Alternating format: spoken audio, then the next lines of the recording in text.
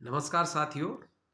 कल मैंने आपसे जनजातियों के संदर्भ में कुछ बातों को लेकर एक सामान्य सी चर्चा की थी। आज मैं आपको मध्य प्रदेश की विशेष जो पिछड़ी जनजातियां हैं, सहरिया, भारिया और बैगा, इनको लेकर संक्षिप्त में कुछ बताना चाहूँगा।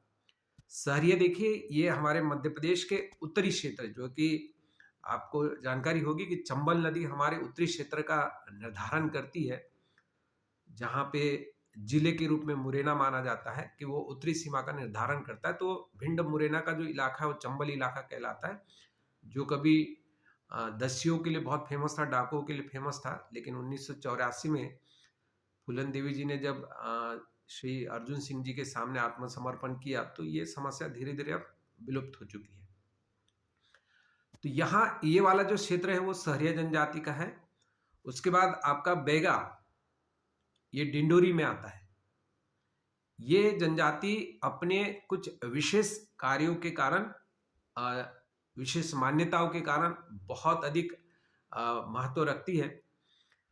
इसकी मान्यता है कि खेती जो है, ये लोग परंपरागत तो खेती करते हैं, लेकिन इनकी मान्यता है कि हल चलाना पाप है।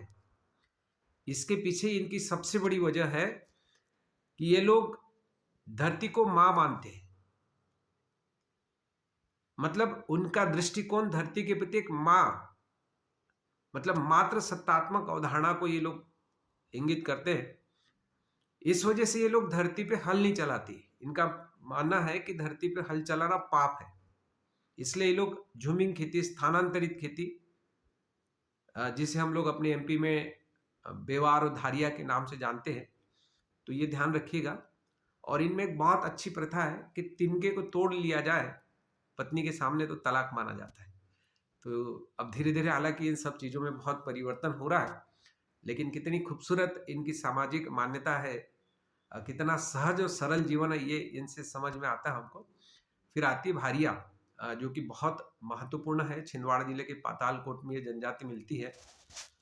तो ये जो जनजाति है अपना बहुत महत्व रखती है, और यहाँ का जो भौगोलिक स्ट्रक्चर है वो देखने योग्य है। जब आप इस स्ट्रक्चर को देखेंगे तो आपको लगेगा कि प्रकृति भी कितनी व्यवस्था के तहत किसी चीज का निर्माण करती है। तो कभी हो सके तो आइएगा, उसको देखिए। तो यहाँ पे आपको जो भारिया जनजाति मिलती है, ये खास करके औषधीय निर्माण, मतलब जड़ी बूटियों का विशेष ज्ञान रखती है। और इन भारिया जनजातियों का काफी लंबा इतिहास भी है, तो एक अलग पक्ष है वो। फिर आपका जो भिंड मुरैना का इलाका है, जिसको हम लोग चंबल कहते हैं, किसी समय में ये इलाका बहुत ख्याति लब्ध, प्रसिद्ध था। हालांकि वो व्यवस्था अब धीरे धीरे परिवर्तनशील के दौर से गुजर रही है। सन 1984 में जब फूलन देवी जी ने श्री अर्जुन सिंह जी के सामने आत्मसमर्पण किया था, तब से वहाँ जो डाकुओं की समस्या थी उसका बहुत निराकरण हो गया है। तो ये जो ऊपर का जो इलाका है चंबल वाला, जिसमें हमारा मध्य प्रदेश का मुरैना जिला, जो कि शहद उत्पादन के लिए जाना जाता है, और चंबल नदी, जो कि श्रापित नदी कहलाती है, जिसका पूरा नाम चर्मणवती है, ये पूरा इलाका जो है चंबल का इलाका है। और यहाँ पे हमें सहरिया जनजाति मिलती है। तो ये तीनों, सहरिया, भारिया और बैगा, ये तीनों जनजातियां हमारे लिए बहुत महत्वपूर्ण है।